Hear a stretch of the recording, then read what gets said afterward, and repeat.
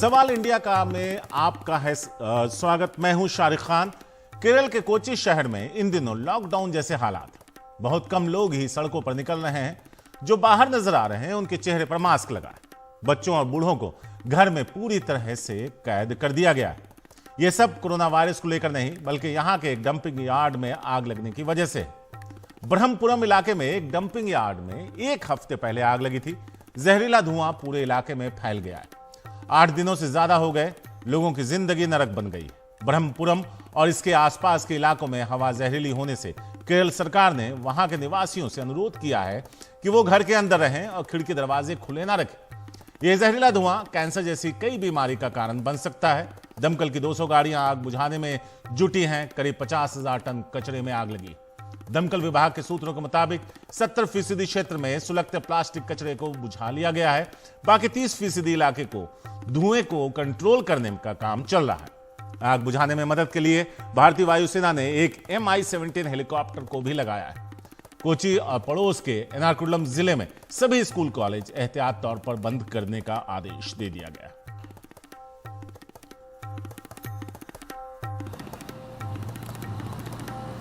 तो gas chamber बना कोची, इस पर पूरी आपको डिटेल में बताते हैं। कोची में 2 मार्च को ब्रह्मपुरम वेस्ट प्लांट में लगी थी आग। आग से लगातार उठ रहा है जहरीला धुआं। लोगों को हो रही है सांस लेने में तकलीफ। जहरीले धुएं से आंखों और गलों में हो रही है जलन। आग बुझाने में जुटे हैं फायर ब्रिगेड की टीम। वायुसेना के हेलीकॉप्टर भी लगाए गए। कोची के कई इलाकों के ऊपर छाया जहरीला धुआं। तो कोची में लॉकडाउन जैसे हालात, लेकिन कोरोना की वजह से नहीं। जहरीले धुएं के चलते केरल सरकार ने जारी किए दिशा निर्देश। बाहर जाने पर N95 मास्क का उपयोग करने की सलाह दी गई। बाहर जॉगिंग और व्यायाम करने से बचने की सलाह। डीएमओ कार्यालय में 24 घंटे के नियंत्रण कक्ष बनाए गए। एर्नाकुलम में स्कूल कॉलेज बंद किए गए। कोची के आसपास कई इलाकों में शिक्षण संस्थान बंद कर दिए गए। अब आपको हम क्या है वहां का हाल ग्राफिक्स मैप के जरिए बताने की और समझाने की कोशिश करते हैं। भीषण आग से कोची में जहरीला धुआं छाया हुआ है। आबादी हजारों में है और यहां पर अगर हम नजर डालें तो कोची शहर से ब्रह्मपुरम बहुत ज्यादा दूर नहीं है। तो 2 जिले इसके चपेट में हैं, कोची, उसके अलावा एर्नाकुलम, और जो ग्राउंड जीरो है इसका वो है ब्रह्मपुरम। स्नेहा मेहरी कोसी की एक खास रिपोर्ट है इस पर। पहले उसे दिखाते हैं, उसके बाद 2 खास मेहमान स्टूडियो में हमारे साथ। ब्रह्मपुर में कचरे के पहाड़ों में आग लगने के 7 दिन बाद भी जहरीले धुएं से कोची का दम घुट रहा है। दमकल विभाग की 30 टीमें और नौसेना के हेलीकॉप्टर सुलगते हुए कूड़े से उभरते जहरीले धुएं को बुझाने की कोशिश कर रहे हैं। इसमें प्लास्टिक, धातु, रबर वगैरह भस्म हो रहे हैं। हफ्ते भर से बहुत परेशानी हो रही है। कल तो बहुत बुरा हाल था। हमें सांस लेने में दिक्कत हो रही है और बहुत तेज बदबू आ रही है। आसपास रहने वाले लोग जहरीली हवा में सांस लेने के लिए मजबूर हैं।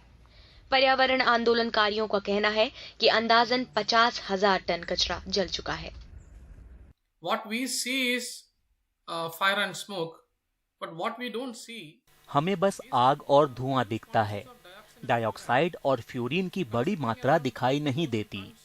करीब 50,000 टन प्लास्टिक और नॉन बायोडिग्रेडेबल पिछले 1 हफ्ते में जलाए गए होंगे, जिससे करीब 250 किलोग्राम डाइऑक्साइड और फ्यूरिन निकला होगा। ये एक बहुत बड़ी तबाही है। The denser dioxide and furan is it's denser, so it comes down. चिंता की बात नहीं है। सबको मास्क पहनना चाहिए। बुजुर्गों, दमों के मरीजों, बच्चों और गर्भवती महिलाओं को धुएं वाली जगहों पर नहीं जाना चाहिए। मेडिकल कॉलेज में धुओं से प्रभावित लोगों का इलाज सुनिश्चित करवाया गया है। इस चेतावनी का कोई फर्क नहीं पड़ा, क्योंकि कोची भर में AQI आग लगने के 6 दिन बाद भी खराब दिख रहा था। कोची का ब्रह्मपुरम केरल के 14 जिलों में इकलौता केंद्रीकृत ठोस कचरा प्रबंधन संयंत्र है, लेकिन यहाँ कचरे के पहाड़ को देखकर लगता है कि ये संयंत्र कम और कचरा घर ज्यादा है। केरल हाई कोर्ट तक ने कोच्चि कॉरपोरेशन को फटकार लगाते हुए शहर को गैस चैम्बर बताया और आग लगने की वजह और कार्रवाई पर विस्तृत रिपोर्ट मांगी। कॉरपोरेशन ने अदालत को बताया कि फिलहाल आग लगने की वजह पता नहीं चल पाई है, लेकिन राज्य सरकार के मंत्री ने इस पर एक बयान जरूर दिया।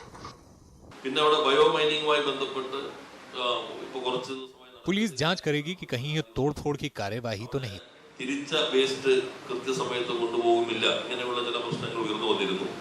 ब्रह्मपुरम में आग लगना एक बड़ा हादसा है, लेकिन ये अचानक नहीं हुआ। इतने सालों से जिस तरह की लापरवाही हुई है, उससे हैरानी नहीं होनी चाहिए कि ऐसा हादसा भी हो सकता है।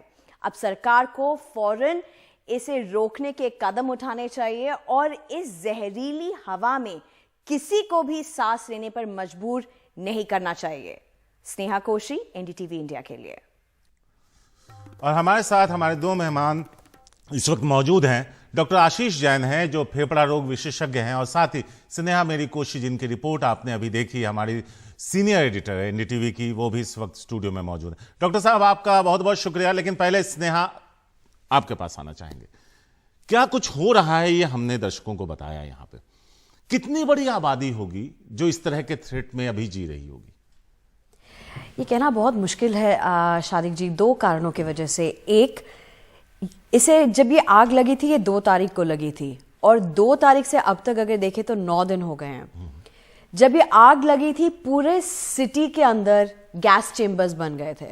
गैस, और ये मैं नहीं बोल रही हूँ, गैस चेम्बर मैं नहीं बोल रही हूँ, ये हाई कोर्ट ने बोला है, गैस चेम्बर का टर्म यूज किया है। लोगों को सांस लेना मुश्किल हो रहा था, लोगों को आपस में देखना मुश्किल हो रहा था, इतनी बुरी हालत थी। सिटी के अंदर भी लोग अफेक्ट हो रहे थे। लेकिन आज अगर देखें तो मान लो डंपयार्ड से 15 किलोमीटर 20 किलोमीटर जो दूर रह रहे हैं वहां पे भी लोग अभी अफेक्टेड हैं। सो इंटेंसिटी कम हो चुकी है, तो कितने लोग इसमें अफेक्टेड होंगे कहना मुश्किल है। लेकिन यह कहा जा सकता है कि जब यह हादसा हुआ, शुरू में जब आग लगी इतना सीरियस नहीं था, लेकिन आग बुझने के आसपास जो स्मोक आने लगा, जो बहुत टॉक्सिक स्मोक है, कैंसर जनरेटिंग स्मोक है, उस समय जो थिक स्मोक आने लगा वो सबसे बड़ा चैलेंज था। और उसके बाद लोगों को कहा गया बाहर मत आइए, अंदर रहिए, ज्यादा मत जाइए बाहर। पर कितना कोई ऐसे करेगा? मेरी खुद की नानी है, उनको हमें उस डिस्ट्रिक्ट से हटा के दूसरे डिस्ट्रिक्ट में डालना पड़ा। लेट एक्शन लिया बिकॉज हमें नहीं लगा कि इतना सीरियस होगा, लेकिन हमको फिर दूसरे डिस्ट्रिक्ट पे हमारे रिलेटिव्स के पास लेके जाना पड़ा बिकॉज उनको ब्रीदिंग प्रॉब्लम्स होने लगे। She is anyways having weak lungs. So ये एक एग्जाम्पल है। मैंने एक दूसरे लोगों से बात किया, उन्होंने कहा कि पूरा घर स्मोक से भर गया था। और ये 1 हफ्ते की बात नहीं है, ये 2 दिन पुरानी बात है। स्नेहा, डॉक्टर साहब भी मौजूद हैं। डॉक्टर जैन, मेरा सवाल आपसे यही था, ये रिपोर्ट अभी आपने भी सुनी होगी। अभी ऐसे वक्त में जब इन्फ्लुएंजा चल रहा है, लोगों को खांसी है, कई तरह की दूसरी परेशानियों से लोग जूझ रहे हैं, इस तरह का स्मोक कितना जानलेवा साबित होता है?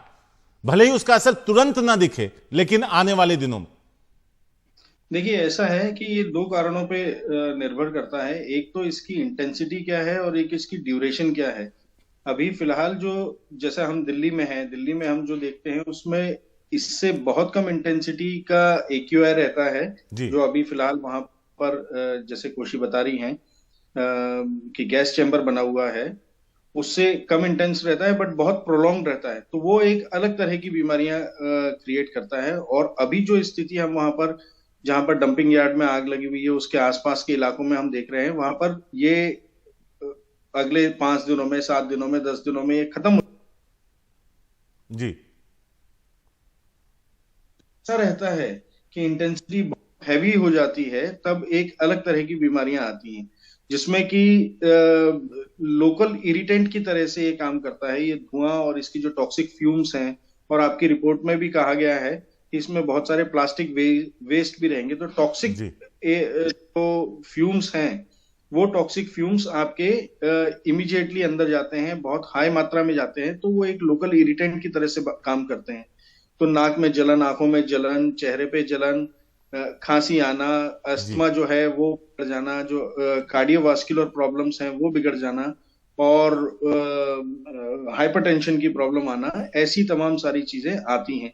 और जो बहुत नजदीक रहते हैं और जो क्लोज्ड कमरों में रहते हैं, उनके केसेस में कार्बन मोनोऑक्साइड पॉइजनिंग जैसे घातक प्रॉब्लम भी आ सकती हैं। डॉक्टर साहब, अब ये लंबे समय में कितना असर करेगा वो हमें कुछ समय बाद मालूम पड़ेगा, बट फिलहाल मेरे ख्याल से ये महत्वपूर्ण चीजें हैं जिनके ऊपर हमारा ध्यान होना चाहिए। स्नेहा से हम अगला सवाल करें उससे पहले एक सवाल और आपसे पूछ लेना चाहेंगे। कहा गया है खिड़की दरवाजे बंद रखिए, बाहर मत निकलिए, लेकिन ये धुआं है, खिड़की दरवाजा बंद रखना आपको कितना सुरक्षित करता है? देखिए, ऐसा है, इसके अलावा हमारे पास कोई और कारण है ही नहीं और कोई तरीके हैं भी नहीं। या तो हम वो डिस्ट्रिक्ट छोड़ के कहीं दूर चले जाएं, एक तो तरीका ये होता है, और दूसरी तरीका ये है कि अगर हम खिड़की दरवाजे बंद कर दें तो भी वो अंदर तो आएगा ही। तो दो तीन चीजें मेरे दिमाग में आती हैं जो हम कर सकते हैं। एक तो खिड़की दरवाजे अगर हम बंद कर रहे हैं तो उनकी जो संदेह हैं, जो नीचे से जहां से एयर अंदर आ सकती है, वहां पर गीले कपड़े अगर लगाएं या गीले पर्दे से हम चारों तरफ से अपने खिड़की दरवाजों को ढक दें, जिससे कि वो वहीं पर एब्सॉर्ब हो जाए जो भी टॉक्सिक फ्यूम है, और अंदर हम जो बात कर रहे हैं वो नुकसान कम करने की बात कर रहे हैं, नुकसान ना हो ऐसी परिस्थिति में तो हम है ही नहीं, ठीक है ना। तो उसके लिए गीले पर्दे लगा सकते हैं, खिड़की दरवाजों को हम अच्छी तरह से बंद कर सकते हैं। डेफिनेटली मास्क किसी हद तक वो उसको सॉल्व करेगा, बट लगातार और बार बार जो है हम अपने आंख और मुंह को पानी से धो सकते हैं, जिससे कि जो भी हमारे स्किन पे जो जमा हो गया है गर्त, उससे हम उसका छुटकारा पा सकें। कुछ इस तरीके से कर सकते हैं। अगर घर में एयर प्यूरिफायर है तो एयर प्यूरिफायर को कॉन्स्टेंटली हम चालू रखेंगे। एसी अगर है तो एसी के फिल्टर्स के कारण थोड़ा सा इंप्रूवमेंट आएगा, भले टेम्परेचर को हम बढ़ा दें, बट वो एसी को हम चालू रखेंगे। ये छोटी मोटी चीजें हम कर सकते हैं। इसके अलावा खुद के ऊपर हम मेरा मानना है ये है कि जितना ज्यादा हम ताजे फल और सब्जियां और जो चीज हम कच्ची खा सकते हैं वो खाएं और खूब पानी पिएं, तो उससे हमारी कम से कम इम्यूनिटी बढ़ेगी। थोड़ा ना कहीं वो हमें राहत जरूर देगा। स्नेहा, यहाँ पे मेरा सवाल ये था कि कई जिलों के बीच में ये एक ऐसा जिला है जहां पे ये इसको रिसाइकिल करने का ये प्लांट लगा हुआ है, लेकिन ये कूड़े का पहाड़ क्यों नजर आता है? इसका मतलब है कि जो सिस्टम है वहां जो लगाया वो ठीक से काम नहीं कर रहा। शारिक, आपने बहुत इंपॉर्टेंट पॉइंट बताया और इसके लिए मुझे कॉन्टेक्स्ट देना जरूरी है। जी। केरला में 14 जिले हैं जी। 14 जिलों में से कोची एकमात्र ऐसा जिला है जहां पे सेंट्रलाइज्ड वेस्ट सिस्टम है। बाकी सारे डिस्ट्रिक्ट्स में आज की तारीख में देखें तो डिसेंट्रलाइज्ड वेस्ट सिस्टम है। और ग्लोबली अगर हम देखें तो सेंट्रलाइज्ड वेस्ट सिस्टम ज्यादातर फेलियर रहे हैं, और कोची उसी का एक एग्जांपल है। पहले केरला के कई डिस्ट्रिक्ट्स में सेंट्रलाइज्ड सिस्टम्स थे। सेंट्रलाइज्ड सिस्टम्स को जरा एक्सप्लेन कीजिए, क्या होता है सेंट्रलाइज्ड सिस्टम? मतलब एक नोडल एजेंसी है जो उसको सब चीज सारे वेस्ट को लाके वहां पे डालेगी और वहां से रिसाइकल होगा। डिसेंट्रलाइज क्या है? डिफरेंट एजेंसीज आपके पास आएंगी, आपसे लेंगी, या आप एक ए पॉइंट पे जाएंगे, वहां से सेग्रीगेट करके वो उनको लेगी। सेग्रीगेशन वहीं पे एट द सोर्स होता है। सो अब ज्यादा 13 डिस्ट्रिक्ट्स में मोस्टली डिसेंट्रलाइज्ड है। ऐसा बड़ा सेंट्रलाइज्ड प्लांट केरला में नहीं है। पहले त्रिवेंद्रम में था, सेम प्रॉब्लम था, उसको बंद कर दिया गया, उसको सॉर्ट आउट कर दिया गया। कोची में अब इसको बोलते हैं legacy waste. Brahmapuram solid waste management plant तो खोल दिया, लेकिन जैसे मिनिस्टर ने खुद कहा, ये मिनिस्टर खुद कह रहे हैं कि हमारे ध्यान में ये लाया गया है कि वहां पे वेस्ट एक्यूमुलेट कर रहे थे, जैसे बायो माइनिंग होनी चाहिए वैसे नहीं हो रही थी। ये एक मेजर फेलियर है दैट ब्रह्मपुरम वेस्ट प्लांट जो सॉलिड वेस्ट को मैनेज करना चाहिए वो एक डंप यार्ड बन गया है, और डंप यार्ड अभी नहीं सालों से बन गया है। यहाँ पे यही सवाल था स्नेहा, आप दिल्ली में हैं, दिल्ली में भी भलसवा देख लीजिए, आप गाजीपुर लैंड्सफील्ड चले जाइए, वहां पे भी आग लगने की घटना हम लोग एज ए पत्रकार सालों से कवर करते रहे। इस तरह की परेशानियों से क्या बचा जा सकता था? लापरवाही है या फिर उससे बचना नामुमकिन था इसलिए ये हो रहा है? नहीं यार, ऐसे बोल ही नहीं सकते कि बचना नामुमकिन है। ऐसा पॉसिबल ही नहीं है, बिकॉज जो काम वहां पे होना चाहिए था नहीं हुआ है, उसके वजह से ये हुआ है, ये हालत हुई है। अब अगर वहां पे जो काम होना चाहिए था, जो लोग वहां पे काम करना चाहिए था और जो सिटीजन्स को करना चाहिए था, अगर गवर्नमेंट सिटीजन सब ने किया होता, जो होता, जो प्लांट वहां पे जिस तरह से फंक्शन करना चाहिए था उस हिसाब से फंक्शन कर रहा होता, तो ये नहीं होता। डॉक्टर साहब आपके पास आते हैं, मेरा सवाल यही था कि इन परिस्थितियों में एज ए सिटीजन किस तरह का ध्यान रखा जाता अगर, तो इस तरह की परिस्थितियां नहीं आती। क्योंकि सेहत, अगर कोई आखिरी में एंड ऑफ द डे अगर कोई सफरर है तो वहां रहने वाले लोग हैं जो आज उस तरह की परेशानियों से में जीने को मजबूर हैं। अब बताया जा रहा है कि जो धुआं निकल रहा है वो कैंसरस है। जी बिल्कुल, ये जैसा कि आपकी रिपोर्ट में भी कहा गया था कि ये जितने भी प्लास्टिक वेस्ट हैं और भी तरह तरह की चीजें, अब ये तो डंपिंग यार्ड है, हर तरह की चीजें निकलेंगी इसमें, डिफरेंट टाइप ऑफ प्लास्टिक निकलेंगे, बहुत सारे केमिकल्स रहेंगे। अगर उनमें आग लगती है तो वो किस तरीके का धुआं छोड़ेंगे और उनका क्या बॉडी पे असर होगा, ये तो देखने वाली बात है। But yes, that can be cancerous also, जो लॉन्ग टर्म में अगर क्रॉनिक एक्सपोजर रहेगा तब वो रहेगा। इसके अलावा जैसा मैंने आपको बताया कि इमीडिएटली सीओपीडी, एस्थमा का प्रभाव बढ़ना या हार्ट की प्रॉब्लम या वो टॉक्सिक तत्व शरीर के अंदर जब घुल जाएंगे तब वो अपने अलग अलग रूप में बाहर निकलेंगे और लोगों की डेफिनेटली तबीयत भी खराब होगी और कुछ उसमें वो घातक भी सिद्ध हो सकता है। रही बात आपके कि एज अ सिटीजन मुझे क्या करना चाहिए, तो एज अ सिटीजन मुझे डेफिनेटली एक लिमिटेड पावर है मेरी एज अ सिटीजन। जो एक्टिविस्ट ग्रुप्स हैं और जो सेल्फ हेल्प ग्रुप्स हैं, एनजीओज हैं, डेफिनेटली वो रिप्रेजेंटेशन करते हैं ज्यादातर सरकारों को। डॉक्टर साहब थोड़ा सा वक्त कम है, इस पे आपके जाते जाते मैं आपसे एक बहुत छोटा सा सवाल का छोटा सा जवाब चाहूंगा।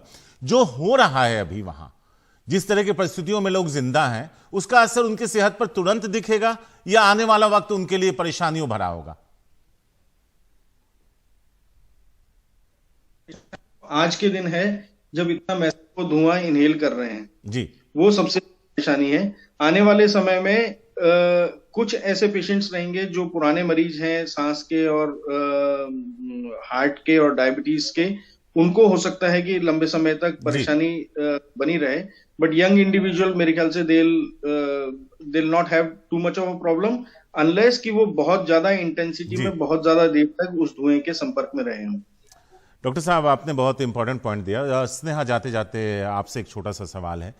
हाईकोर्ट ने भी कहा कि आपने गैस चेंबर बना दिया है, क्या सरकार अब जाग रही है, अथॉरिटीज जाग रही है? क्योंकि अभी भी 30% जो फायर है वो अभी भी वहां मौजूद है और धुआं निकल रहा है।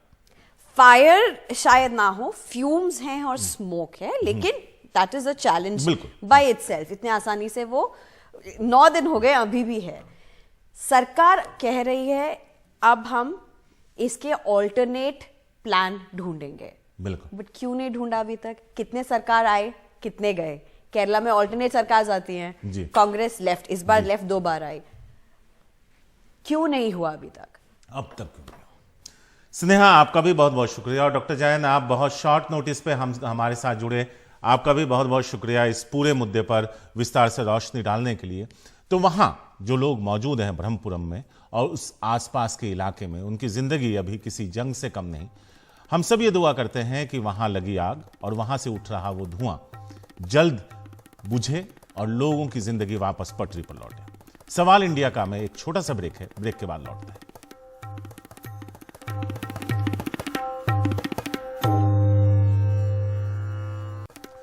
नौकरी के बदले जमीन के कथित घोटाले में, मनी लॉन्ड्रिंग मामले में ईडी 20 अलग अलग जगहों पर छापेमारी कर रही है। ये छापे दिल्ली, मुंबई, बिहार और गाजियाबाद में चल रहे हैं। दिल्ली की न्यू फ्रेंड्स कॉलोनी में तेजस्वी यादव के घर और पटना के फुलवारी शरीफ में आरजेडी विधायक रहे अबू दुजाना के घर भी छापेमारी हो रही है। आपको बता दें, इस मामले में लालू प्रसाद यादव और उनका परिवार आरोपी है। काफी आलोचना की जा रही है कि भाजपा सरकार के द्वारा राजनीतिक प्रताड़ना के कारण यह सब कार्रवाई हो रही है। तो कुछ रिकॉर्ड को स्ट्रेट करना बहुत जरूरी है। लालू प्रसाद जी चारा घोटाले में कन्विक्टेड हैं। ये सब सीबीआई इंक्वायरी कब हुई थी, चार्जशीट कब फाइल हुआ था? जब देवेगौड़ा भारत के प्रधानमंत्री थे। उस सरकार को कौन समर्थन दे रहा था? लालू प्रसाद जी की उस समय की पार्टी। अलकतरा घोटाला में भी सजा हुई उनके मंत्रियों को, अफसर्स को, उस समय किसकी सरकार थी? इनकी सरकार थी। बाद में मनमोहन सिंह की सरकार थी, जिसको समर्थन लालू जी की पार्टी कर रही थी। तो आप भ्रष्टाचार करिएगा तो जो सरकार आपके खंभों पर खड़ी है वो भी नहीं बचा पाएगी, क्योंकि कोर्ट ने मॉनिटरिंग किया, कोर्ट ने इंक्वायरी किया, कोर्ट ने आपको सजा दिया। तो जो बार बार तूफान खड़ा किया जा रहा है, ये कंप्लीटली बेसलेस है, बेबुनियाद है। सीधे तौर पे कहता हूं कि अब तो हास्यास्पद लगता है, कष्ट होता है कि इन एजेंसीज को आपने क्या बना के रख दिया। अपने हाथ का हथियार लेकर के इस्तेमाल कर रहे हैं। वहां पर आप उन लोगों को कहा किसी तरह हमको बिहार की सरकार गिरा के दो, क्योंकि सरकार बदलने की टीस आपकी जा नहीं रही है। किसी एजेंसी में किसी को सेवा विस्तार चाहिए, वो 2.5 महीने बाद रिटायर कर रहे हैं, तो उन्होंने प्रॉमिस कर दिया है बड़े साहब को, हम आपको तस्तरी में लाके बिहार की सरकार देंगे। इस तरह की प्रवृत्तियों से बाज आना चाहिए। आपको कुछ हासिल नहीं होगा, आप हेडलाइन मैनेज करेंगे कुछ दिन। लालू प्रसाद यादव की बेटी रोहिणी आचार्य ने ट्वीट किया, तुम लोग और कितना गिरोगे, समय बलवान होता है। 15 साल पुराने बंद केस को खोलकर दंगाई, बेटी जलाओ पार्टी, भगोड़े तड़ीपाड़ लोग क्या साबित करना चाहते हो? कुछ तो शर्म करो। घर में एक गर्भवती बहू है, बहनों के छोटे छोटे बच्चे हैं, उन्हें टॉर्चर करने का पाप तो तुम लोगों को लगेगा ही। हमारे दो सहयोगी इस वक्त हमारे साथ मौजूद हैं। पटना से मौजूद हैं मनीष कुमार और दिल्ली में मौजूद हैं परिमल कुमार। परिमल, आपके पास बाद में आएंगे, पहले मनीष के पास चलते हैं। मनीष, यहां पर अगर हम देखें तो मनोज झा हमलावर थे, लालू यादव की बेटी ने भी काफी सख्त ट्वीट किया है, लेकिन वहीं रविशंकर प्रसाद ने भी जो बाइट दी है, जो उन्होंने कहा है, वो भी उसके भी कई मायने निकलते हैं। सवाल यही है लेकिन कि 2008-9 में बंद कर दिए गए मामले को, इतने पुराने मामले में अब ईडी मनी लॉन्ड्रिंग के तहत क्या कुछ तलाशने की कोशिश कर रही है और क्या कुछ तलाशने की उम्मीद में? देखिए सारी इस पूरे मामले का अगर आप टाइमलाइन देखेंगे तो इस टाइमलाइन को लेकर जो लालू यादव हैं, उनके समर्थक हैं या उनके सत्ता में जो सहयोगी हैं, वो सवाल उठा रहे हैं। वो सवाल इस आधार पर उठा रहे हैं कि इस मामले को सबसे पहले जो आज जनता दल यूनाइटेड के राष्ट्रीय अध्यक्ष ललन सिंह हैं, उन्होंने उठाया था। बाद में सीबीआई ने 2 बार प्रिलिमिनरी इंक्वायरी की, प्रारंभिक जांच की थी और इस मामले में साक्ष्य न मिलने के आधार पर ललन सिंह के अनुसार उन्होंने इस मामले को बंद कर दिया गया था। लेकिन इस मामले को, अगर आपको याद हो तो 2017 में इस मामले में जांच शुरू हुई थी और बाद में ये मामला ठंडे बस्ते में डाल दिया गया।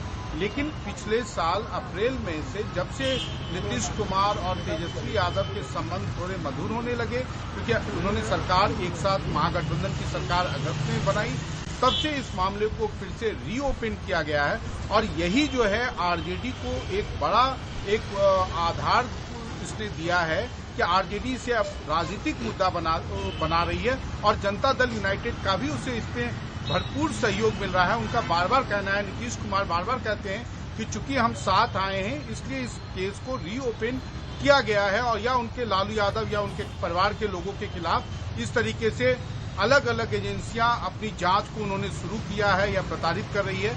ये एक बड़ा कारण है। ये किसी के भी समझ से परे है कि जिस मामले को सीबीआई ने 2017 में उठाया, उसमें आखिरकार 2022-23 में इतनी ज्यादा तेजी से जांच कैसे शुरू हो गई।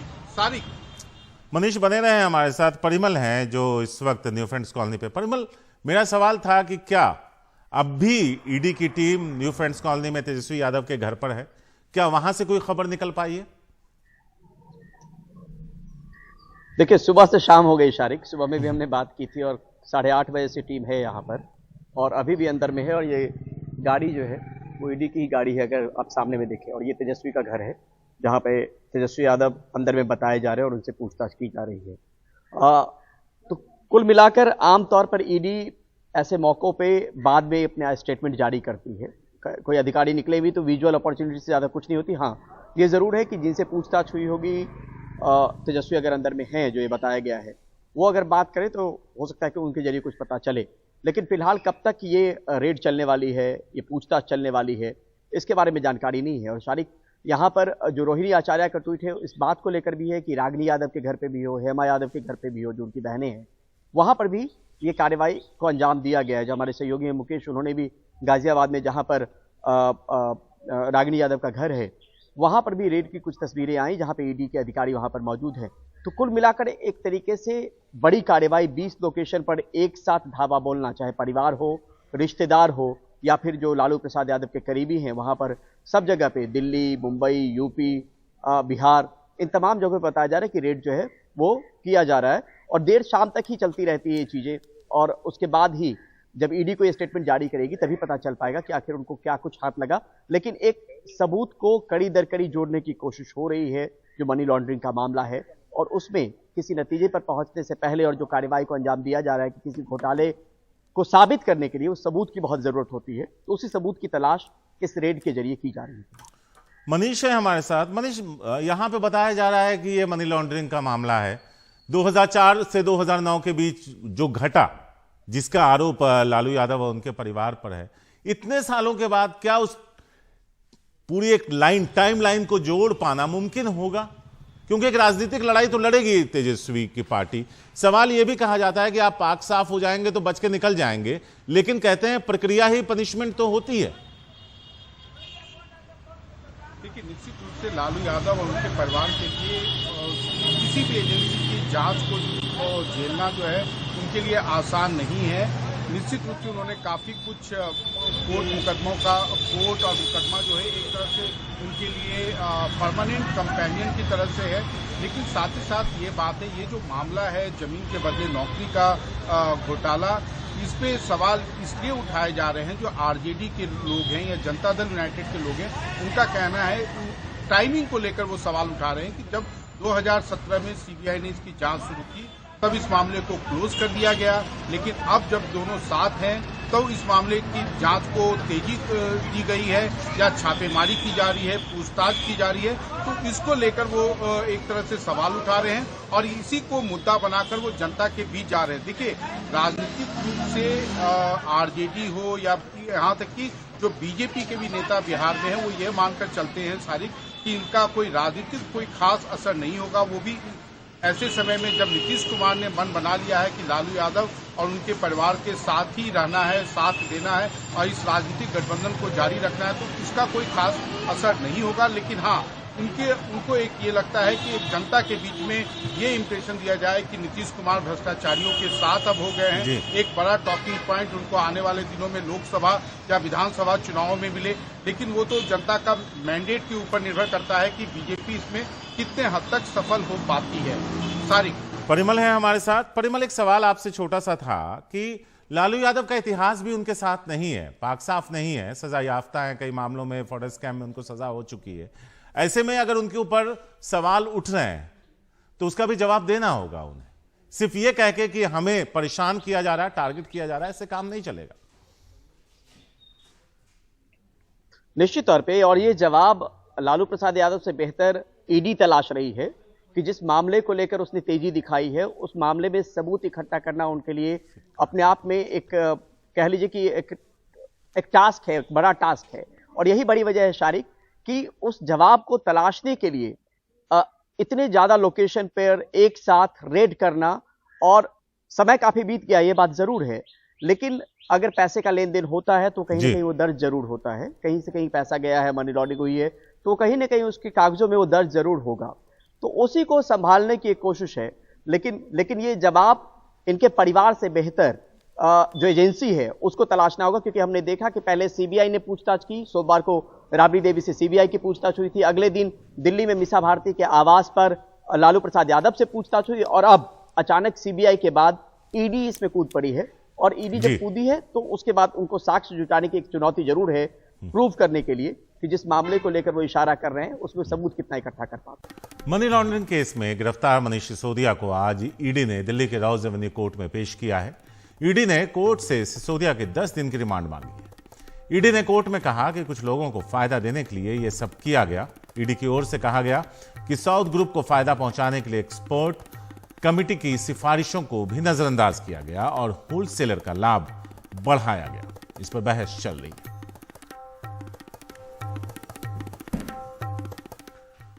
वहीं मनीष सिसोदिया की पेशी से पहले रॉज एवेन्यू रोड पर बीजेपी ने आज प्रदर्शन किया। इस प्रदर्शन के जरिए केजरीवाल के इस्तीफे की मांग की जा रही है। प्रदर्शन स्थल पर बीजेपी ने तिहाड़ जेल का एक ढांचा बनाया। इसके बाद बीजेपी के नेता और कार्यकर्ता आम आदमी पार्टी के कार्यालय की ओर मार्च करते हुए बढ़े, लेकिन पुलिस ने उन्हें रोक दिया। कुछ कार्यकर्ता बैरिकेड लांघते हुए भी नजर आए।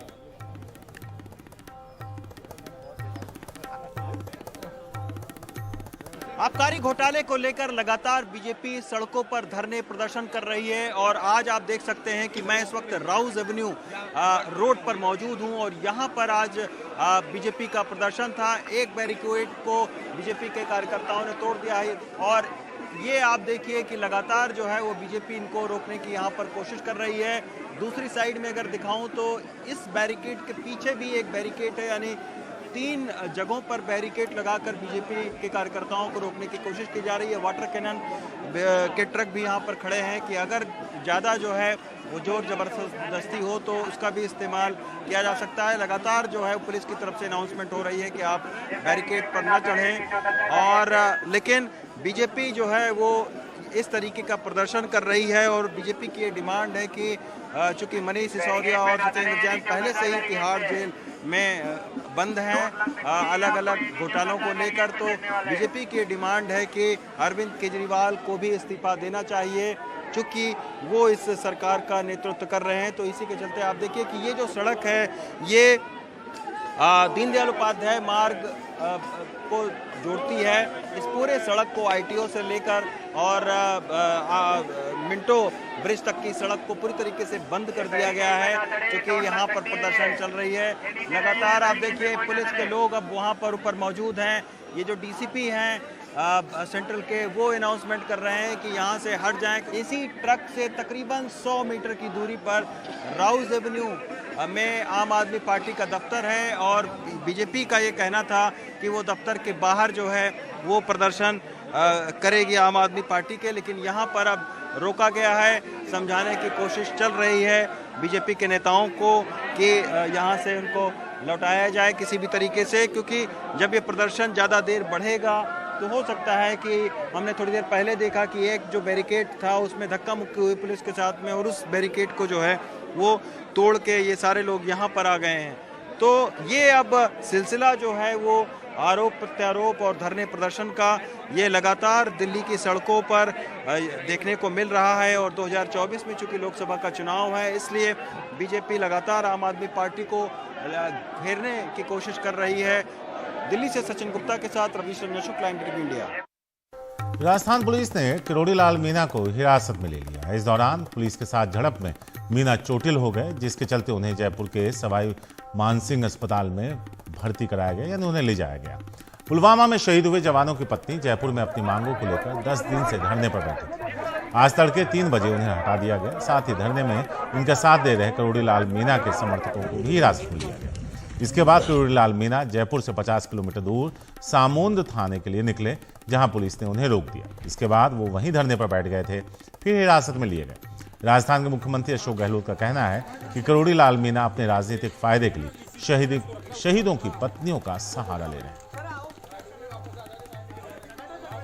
देखिए, डॉक्टर किरोड़ीलाल मीणा जो है वो उस रात के 3 बजे धरना स्थल पे नहीं थे जब पुलिस ने आकर वहां पर कार्रवाई करी। सुबह वो पहले तो अजमेर के रास्ते में जो पुलिस स्टेशन पड़ता है सेज, वहां पर वो पहुंचे और अपने समर्थकों से मिले। फिर वो सामोद की तरफ जा रहे थे, करीब वो जो 70-80 किलोमीटर दूर है जयपुर से। और एक जो शहीद की जो पत्नी है, लांबा की पत्नी, उसका गांव उस साइड पड़ता है। तो शायद पुलिस को अंदेशा था कि वो उनके गांव जा रहे हैं, क्योंकि जो शहीद की पत्नियां थी उनको शायद अपने गांव वापस पहुंचाया गया है। उनका स्टेटस अभी क्लियर नहीं है, तो लगता है कि डॉक्टर किरोड़ीलाल मीणा उनको मिलने जा रहे थे, लेकिन उन्होंने अपने एक स्टेटमेंट में कहा है कि वो तो बालाजी के दर्शन कर रहे थे, सालासर बालाजी के दर्शन कर रहे थे और पुलिस ने उन्हें सामोद पे रोका है। और वहां पर जो एसपी है राजीव प्रचार, एसपी लेवल के अधिकारी ने उन्हें गाड़ी में बिठाकर अब ले गए हैं, बता रहे हैं उनको सीकर की तरफ लेके जा रहे हैं।